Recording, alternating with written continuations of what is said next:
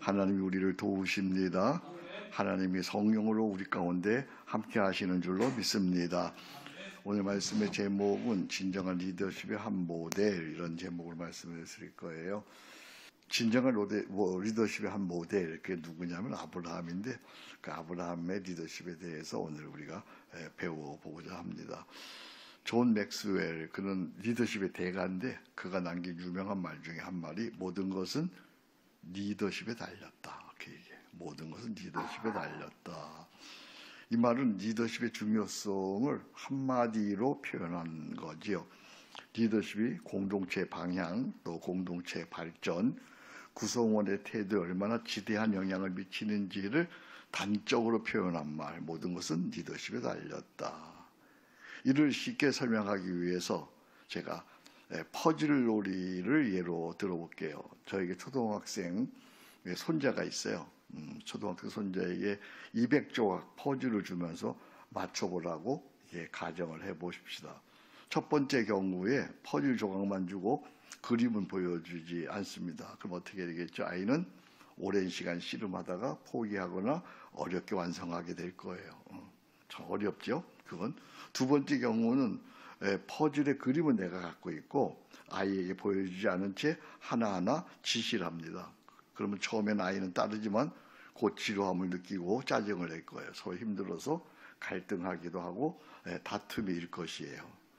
세 번째 경우는 피즐 조각과 함께 완성된 그림을 보여줍니다. 그러면 아이는 그 흥미를 갖고 퍼즐을 맞추게 되죠. 아마도 2-3시간에 완성할 수 있을 거예요.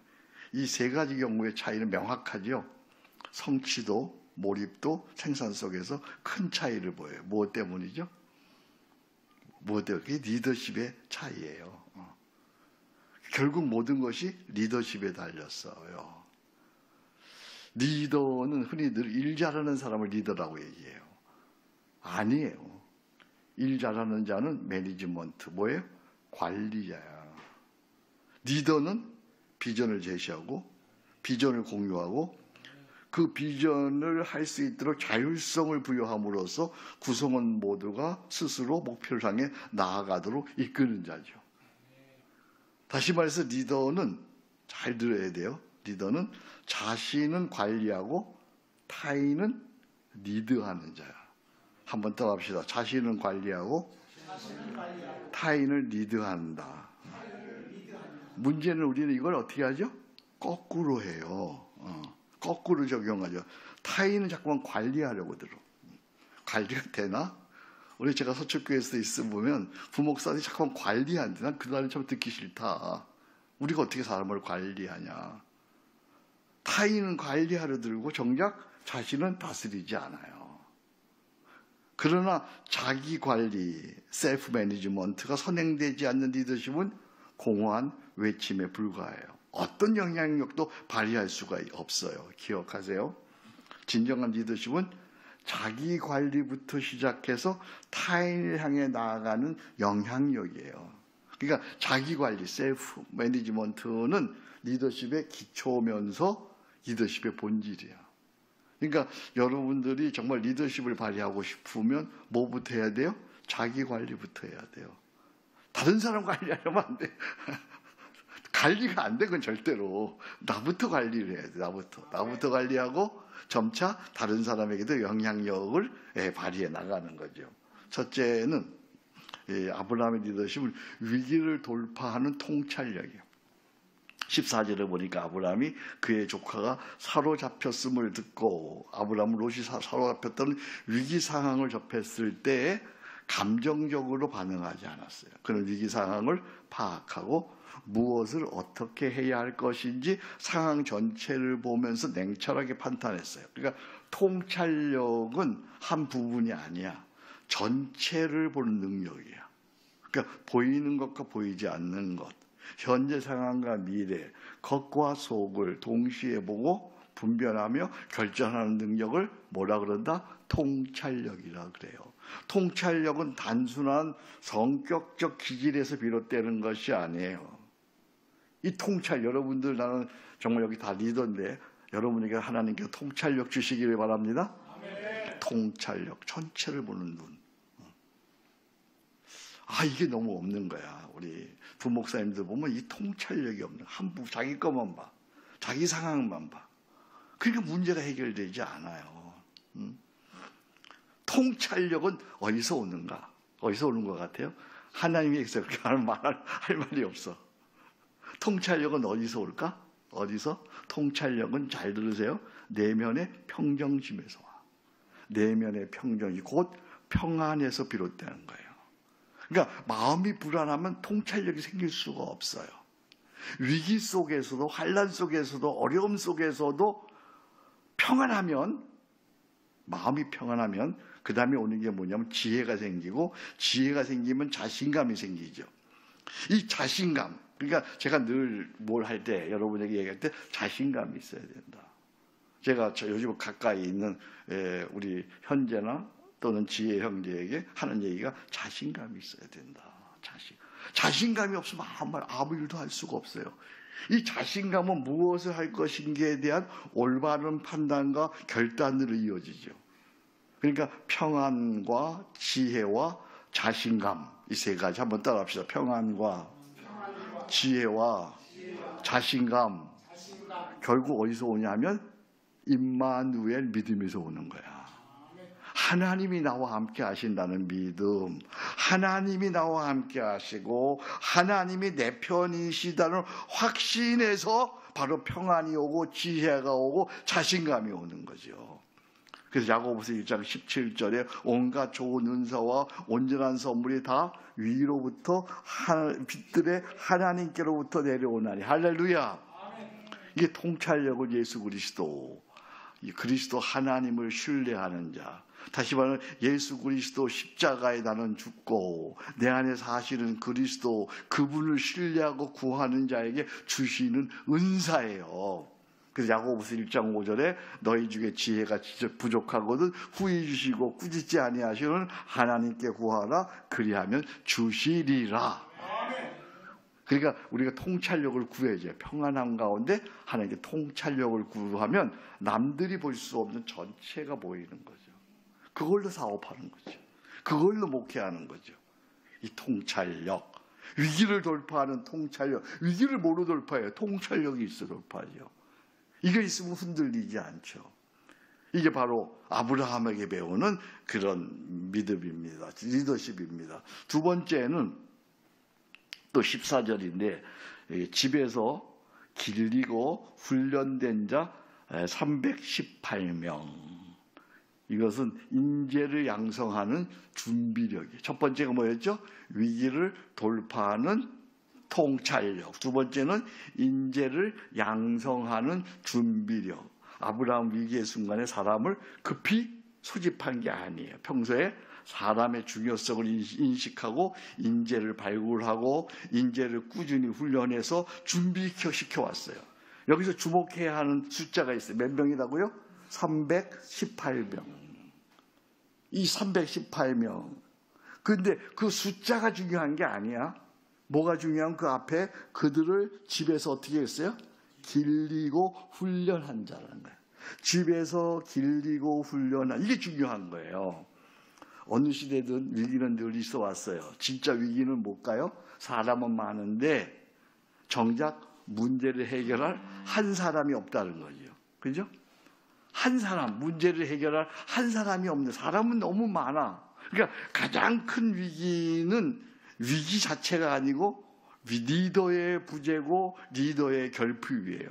그러기에 리더의 가장 본질적인 사명은 사람에 있어요. 사람을 살리고 사람을 키우며 사람을 세우며 사람을 준비하는 거야. 부활 주님의 마지막 명령도 다름 아닌 바로 사람이죠. 너희는 가서 뭐 삼으라? 제자를 삼으라. 제자 삼으라. 사람 세우라. 사람. 우리가 이번에 제26차 패스브레이크 목회 워크숍을 은혜 중에 마치고 우리 모두 승리해서 돌아왔어요. 하나님께 영광의 박수 드립니다. 감사합니다. 옆에 있는 분에게 감사합니다. 놀라운 건 우리가 5가지 기도 제목 했잖아요. 그죠? 5가지 기도 제목이 기도한 대로 다 이루어졌어요. 할렐루야. 야, 참 놀랍게 이루어졌어요. 이 한성 공동체가 이게 우리가 지금 여기 10여 명 모여 있잖아요. 10여 명의 남짓 작은 멤버로서 패스 브레이킹 목회 워크숍을 할 수 있는 것은 우리 나름대로의 비결이 있어요. 그 우리 나름대로의 인재 양육 시스템이 작동되고 있다는 거야. 인재 양육 시스템이.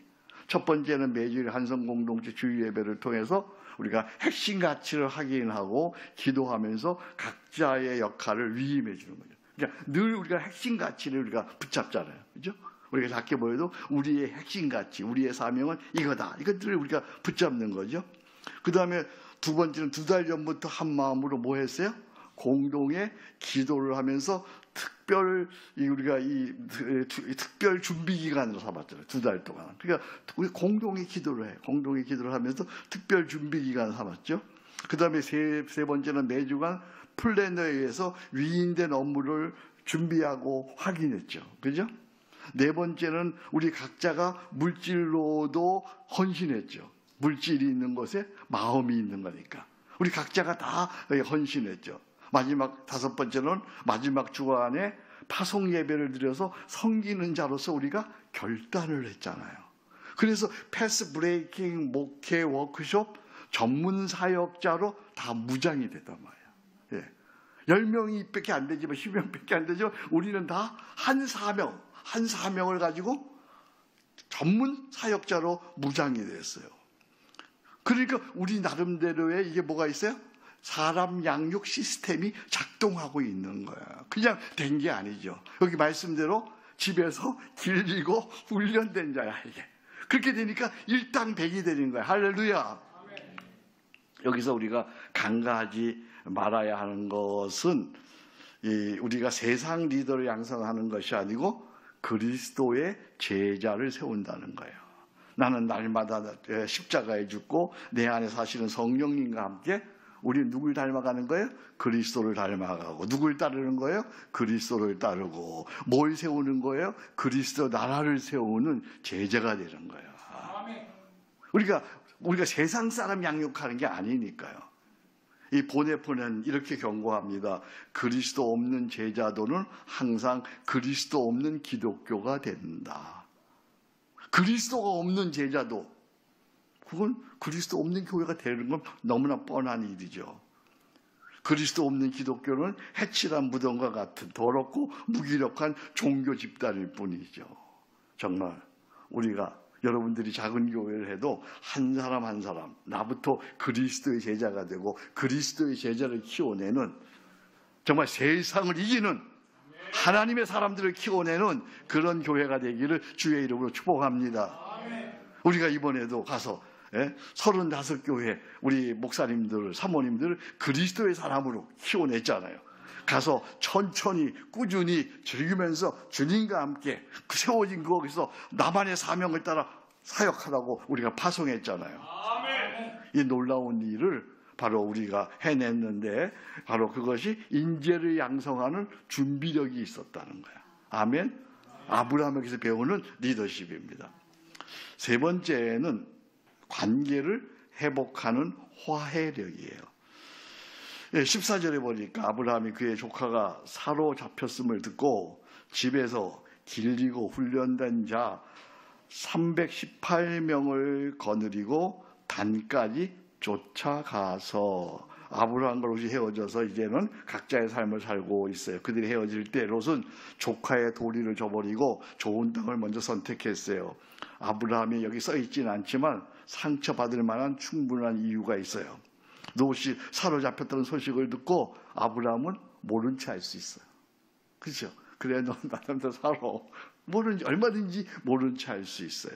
그럼에도 그는 개인 감정을 내려놓고 롯을 구하기 위해서 즉시 행동에 나섰어요. 이는 감정을 넘어서 관계를 회복하는 결단이에요. 그는 감정보다 관계를 선택했어요. 그는 이기심보다 화해를 선택했어요. 그러니까 진정한 리더십은 관계 회복에서 시작되는 거야. 관계가 회복되지 않고서는 리더십은 절대 발휘될 수가 없어. 개인 감정을 넘어서 이기심을 다스린 자만이 다양한 사람을 품을 수 있어요.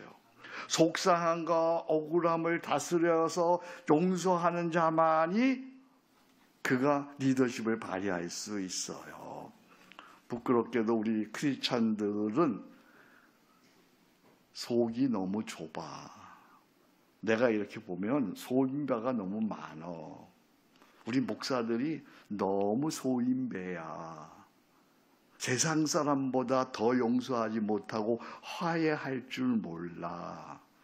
누군가 이렇게 세상 사람이 비아냥거려요. 세상 사람들은 술 한잔 하면 푸는데 교인들은 기도하면서 더 잘 싸운대. 부끄러워. 세상 사람들은 술 한잔 먹으면 풀어. 근데 우리는 기도는 그렇게 열심히 한다면서 절대 용서를 못해.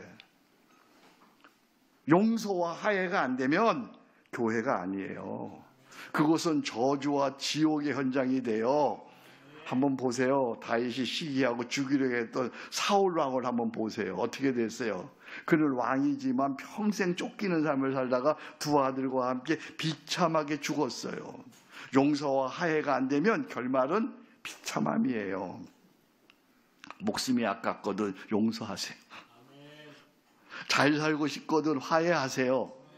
넓은 마음을 달라고 기도하세요. 모든 것은 기도로 시작되는 거예요. 모든 좋은 것은 하나님의 은혜로 주어지는 거예요. 그러니까 넓은 마음을 달라고 기도하세요. 기레엘레이선 주여 나를 불쌍히 여기시고 이 밴댕이 같은 속 좁은 나를 불쌍히 여겨 주옵소서. 왜 이렇게 속이 좁아? 응?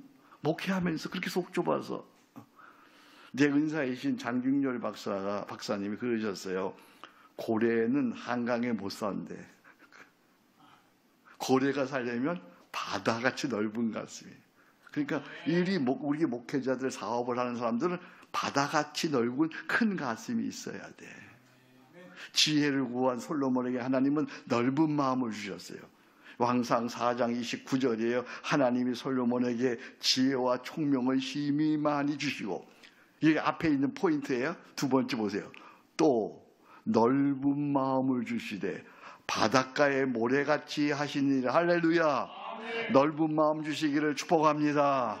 넓은 마음에 많은 사람들이 모여듭니다. 넓은 마음 속에 모두가 거기에 품어지게 되는 거예요. 정말 우리 목회자들이 넓어져야 돼요. 뭐든지 다 담아야 돼. 강도도 담고 살인자도 담고 사기꾼도 담고 다 담아낼 수 있어야 돼. 아멘. 그런 사람들이 예수 믿고 하나님의 자녀로 세워지려면 먼저 담아내야 돼. 담아내야 돼. 속상하면 아무것도 할 수가 없어. 자, 세 번째는 관계를 회복하는 화해력이. 네 번째 하나만 더 합니다. 15절에 보니까 그와 가신들이 나누어 밤에 그들을 쳐부수고 다메섹 왼편 호바까지 쫓아가. 그러니까 공동체와 믿음을 공유하는 기행력이죠.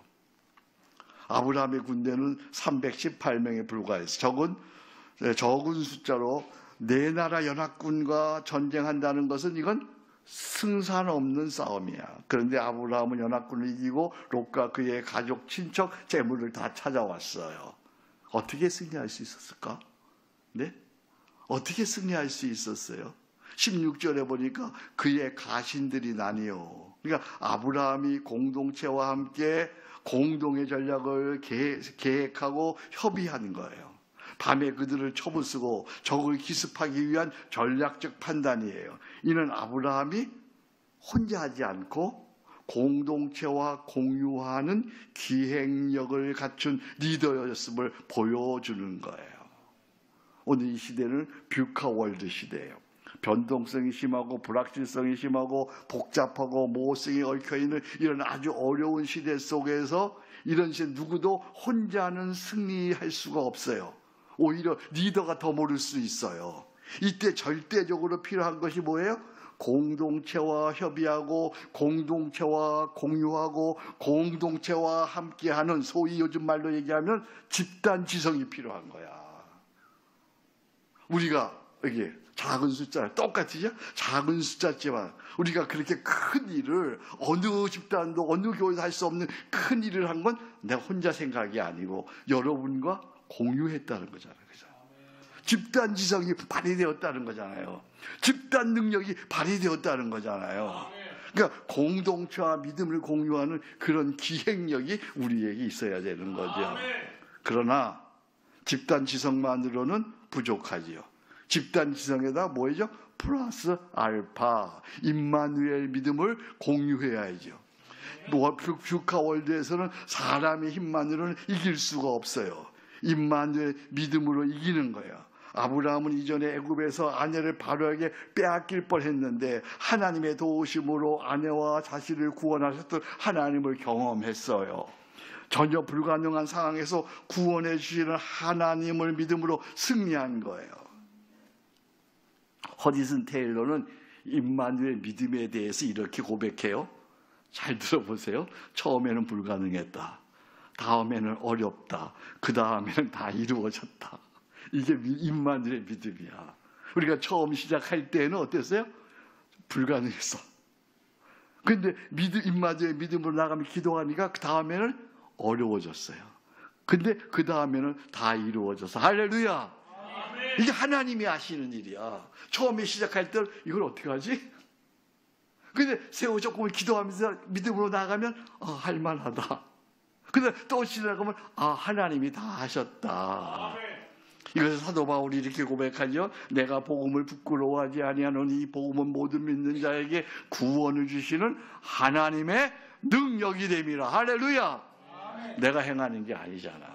하나님이 임마누엘 행하시니까 적은 숫자 가지고도 얼마든지 이길 수 있는 거죠. 아멘. 적은 숫자가 한 마음이 되어야 되죠. 믿음을 공유해야죠. 비전을 공유해야죠. 그들의 집단 지성을 끌어내야 되죠. 그리고 하나님이 함께 해주시면 적은 숫자라도 내 나라 연합군을 능히 이기게 되는 줄로 믿습니다. 이걸 우리가 이번에 경험하게 된 거죠. 아멘. 하나 더 있네요. 14장 23절이네요. 내 말이 내가 아브라함에게 치부하였다 할까요? 내게 속한 것은 실 한 오락이나 들매끌 한 가닥도 내가 가지지 아니하리라. 이건 뭐죠? 유혹을 이기는 통제력. 유혹을 이기는. 아브라함은 조카 롯과 그의 재산을 무사히 다 찾아왔어요. 전쟁 승리자에게는 뭐가 뒤따르죠? 전리품이 따라오기 마련이에요. 그런데 소돔 왕은 보상을 제안해요. 그런데 아브라함은 단호히 거절해요. 왜 거절해요? 내가 너에게서 아무것도 받지 않겠다. 실 한 오락이나 들매길 하나라도 받지 않겠다. 이유는 분명했어요. 네가 나를 부자로 만들었다는 말을 내가 듣지 않겠다. 여기서 우리는 아브라함의 자기의 통제력을 보죠. 유혹 앞에서 그는 흔들리지 않았어요. 두 가지 이유 때문이었어요. 하나는 인생의 공급자는 사람이 아니고 하나님이심을 그는 확신하고 있었어요. 빌립보 4장 19절 나의 하나님이 그리스도 예수 안에서 영광 가운데 그 풍성한 대로 너의 모든 쓸 것을 채우시리라. 할렐루야. 하나님을 나의 인생의 공급자로 삼은 거예요. 두 번째는 그에게는 분명한 인생의 목적이 있었어요. 언제 어디서나 무엇이든지 먼저 하나님의 영광이 드러나야 돼. 하나님의 내가 그거 받아가지고 하나님의 영광이 아니라 사람이 했다는 얘기 들을까 봐 안 받는 거야. 자기 통제력은 단순히 의지적 절제가 아니죠. 절제하려고 하면 할수록 오히려 유혹은 더 강해지고 욕망은 더 폭발하기 쉬워져요. 그렇다면 진정한 자기 절제는, 자기 통제는 어떻게 이루어지는가? 어떻게 우리 절제가 이루어질 것 같아요? 네? 내가 막 참는다고 될 것 같아요? 그럼 폭발하는데요? 그 절제는 시선을 하나님께 고정하고 하나님으로 충만케 되는 거예요. 자기 통제는 결국은 하나님께 대한 집중력이야. 하나님께 대한 충만력이에요. 그 집중은 영적 충만감을 낳고 이 충만감이 세상을 이기는 능력이죠. 여러분 한번 생각해 보세요. 배부르면 아무리 진수성찬도 눈에 안 들어와. 근데 배고프면 어떻게? 별거 아닌 것도 유혹을 받아. 그러니까 우리의 시선이 하나님께 고정되고 하나님으로 충만하게 되면 자기 컨트롤이 되는 거야. 근데 내가 영적인 결핍을 느끼면 자기 통제가 되지 않는 거죠. 시편 기자는 영적 충만에 대해서 이렇게 찬양합니다. 시편 16편 11절입니다. 주께서 생명의 길을 내게 보이시리니 주의 앞에는 충만한 기쁨이 있고 주의 오른쪽에는 영원한 즐거움이 있나이다. 할렐루야. 우리 같이 한번 읽어보겠습니다. 믿음으로 읽습니다. 시작. 주께서 생명의 길을 내게 보이시리. 주의 앞에는 충만한 기쁨이 있고 주의 오른쪽에는 영원한 즐거움이 있나이다. 할렐루야. 이 충만한 기쁨, 영원한 즐거움이 내 안에 있으면 자기 통제가 이루어지잖아요. 이게 안 되니까 자꾸만 넘어가는 거야. 이게 안 되니까. 그러니까 우리가 사는 길, 목회자가 사는 길, 사업가가 사는 길, 유혹받지 않고 이길 수 있는 길은 하나님으로 충만케 되는 거예요. 영원한 즐거움으로 충만한 기쁨으로 가득 차게 되어지면 세상을 이기게 되는 줄로 믿습니다. 한 중학교 선생님이 계셨어요. 선생님은 어느 날 너희는 죽은 뒤 어떤 사람으로 기억되기를 바랐느냐 하고 물어보셨어요. 학생들은 느닷없는 질문에 아무런 대답도 못했죠. 그러자 잠시 후 선생님은 웃으면서 말씀하셨어요. 나는 너희들이 이 질문에 대해서 지금 답할 수 있는 것으로 생각하지 않았다. 그러나 50세가 될 때까지 이 질문에 대답할 수 없다면 그는 인생을 잘못 살았다고 봐야 할 거다. 너희는 어떤 사람으로 기억되기를 원하느냐? 네? 여러분은 우리가 죽은 뒤 아니면 우리가 은퇴한 뒤 어떤 사람으로 기억되기를 원하세요? 이 얘기는 피터 드러커의 프로페셔널 조건에 있는 책이에요. 이제 내용이에요. 나는 어떤 사람으로 기억되기를 원하는가? 나는 평생 목회하면서 참 많은 사람들과 오래 함께 지냈죠. 그런데 참 안타깝고 슬픈 일은 인생의 말년이 되면서 죽음의 순간이 가까워져 오면서 그들의 감추어졌던 인생이 서서히 드러나는 거예요. 그는 평생 크리스찬으로 살았다고 하는데 말년에 보니까 그의 추한 것들이 드러나요. 감추어뒀던 것들이 드러나요. 음란한 것들이 드러나는 거예요. 그래서 알지 못하는 아들이 드러나기도 하고요. 별별 일들이 많이 드러나더라고요. 나는 어떤 사람으로 기억되기를 원하는가? 아브라함, 그는 지혜의 사람, 준비의 사람, 화해의 사람, 기획의 사람, 자기 통제의 사람. 그러나 그는 무엇보다 하나님이 함께하는 믿음의 사람이었어요. 그래서 우리는 그를 뭐라고 불러요? 믿음의 조상이라고 불러요. 나는 어떤 사람으로 기억되기를 원하는가? 네? 우리 송 목사님 목회 다 마친 다음에 어떤 사람으로 기억될 것 같아요? 우리 고경배 어떤 사람으로 기억될 것 같아요? 우리의 인생이 다 맞춰지는 그날, 인생은 심판적이에요. 반드시 사람들이 그를 그렇게 불러요. 그렇게 판단해요. 바울은 디모데를 이렇게 불렀어요. 너 하나님의 사람아. 할렐루야. 너 하나님의 사람아. 우리 정말 진정한 리더십. 아브라함에게 배운 이 진정한 리더십을 잘 발휘해서 끝날 때 그 사람 하나님의 사람이었다. 이 시대 진정한 크리스찬이었다. 그렇게 불려질 수 있기를, 그렇게 기억되기를 기도하고 축복합니다. 하나님 아버지 감사합니다. 오늘 우리는 진정한 리더십의 한 모델을 봅니다. 하나님의 사람으로 끝까지 쓰임받고 그렇게 기억되기를 원하오니 하나님 저희들을 사용하여 주옵소서. 감사합니다. 예수님의 이름으로 기도합니다. 아멘.